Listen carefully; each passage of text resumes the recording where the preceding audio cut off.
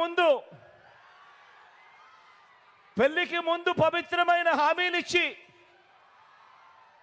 పిల్లలను పుట్టించి పెళ్లి కాగానే 4 ఏళ్లకు ఒకసారి 5 ఏళ్లకు ఒకసారి కార్లు మార్చేసినట్టుగా భార్యలను వదిలేసి ఇప్పుడు నియోజకవర్గాల్ని కూడా అలవోకగా వదిలేస్తా ఉన్నావు. ఏం మనిషివయ్యా నువ్వు అని చెప్పి ఆయనను అడిగా. అందుకే దత్తపుత్రుల్లో కూడా ఈ మధ్య కాలంలో బీపీ బాగా కనిపిస్తూ ఉంటుంది. అయ్యా దత్తపుత్ర, ఒకసారి చేస్తే పొరపాటు, మళ్ళీ మళ్ళీ చేస్తే దాన్ని అలవాటు అంటారయ్యా దత్తపుత్ర.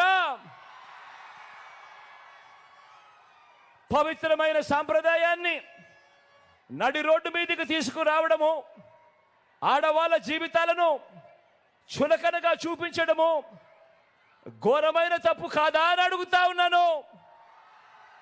ఇది నేను అడిగితే తప్పు అట. నిన్ను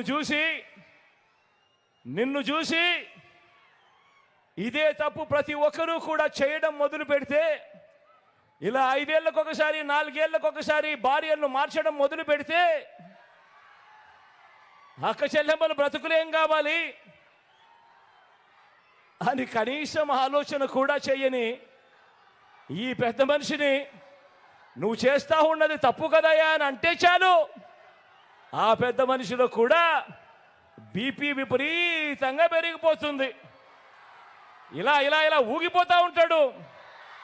చేతులు ఊపేస్తాడు, కాళ్ళు ఊపేస్తాడు, తల ఊపేస్తాడు, అన్ని ఊపేస్తాడు.